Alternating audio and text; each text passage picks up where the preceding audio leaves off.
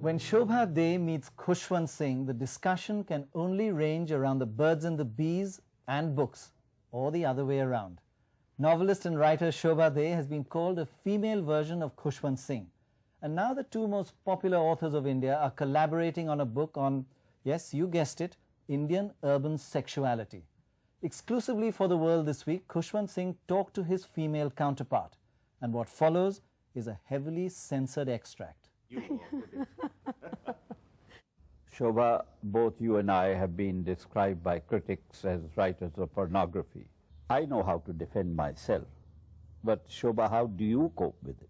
Well, I happen to enjoy writing about sex. I don't feel defensive about it. I don't feel apologetic about it. I think it's perfectly legitimate. I think sex is such an underrated emotion in India.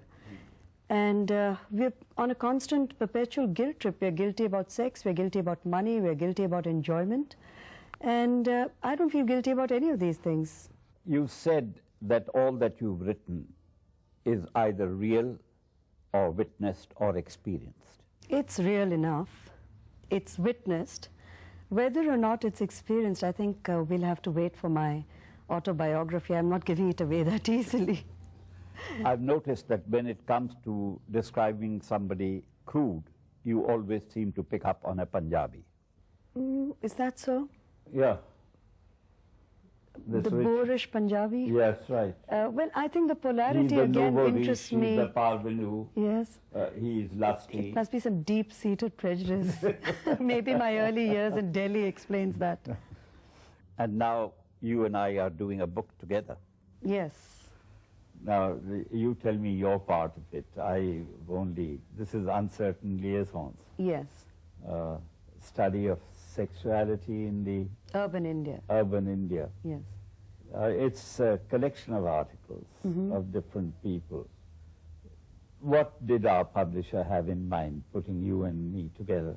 Mischief and sales, I have no doubt.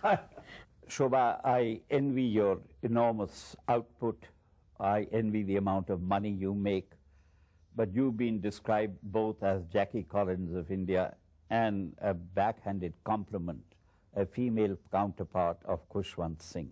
I receive the sort of publicity I do, maybe because I make good pictures, I make good copy. Editors always need fillers, and maybe right now I'm the most attractive target on the scene. You mean they go for you because you're attractive? No, I mean, they go for me because I go for them. I mean, it works both ways.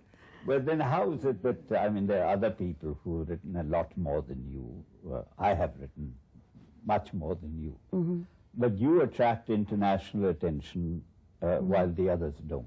Yes. How do you explain that?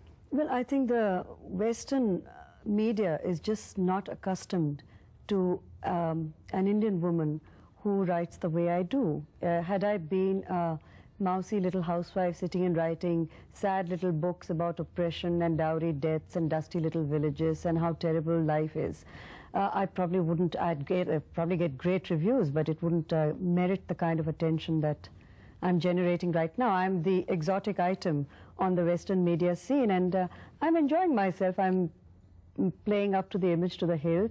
Shobhaa, you are the most discussed writer on sex in India.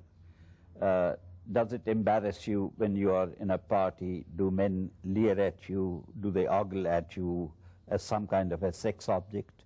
No, unfortunately not. I think I mentally castrate most of them anyway. They're too scared, they're too intimidated, they keep their distance and I keep mine. And the books remain books and I remain myself as a person and as an individual. It's not what the Gujarati, when he nudges his friend and says, "Bow fast girl che." Well, if he does that, I don't get to hear of it or know about it. Maybe he drools in private. But as far as I'm concerned, they stay miles away, and that's the way I prefer it. Now I come to the last bit. You have a husband, you have children. How do they take your reputation as a writer of pornography or erotica or whatever else you like to call it? I think they're extremely proud of me. My older children, they've read my books and liked them. The babies don't count because they don't read yet. The other children are dying to grow up so they can read the books. And my husband is a very confident man. He's a man of our times. He's a 90s person. And I think he's very proud to be Shobha's husband. Shobhaa, you've written a great deal, and I've written much more.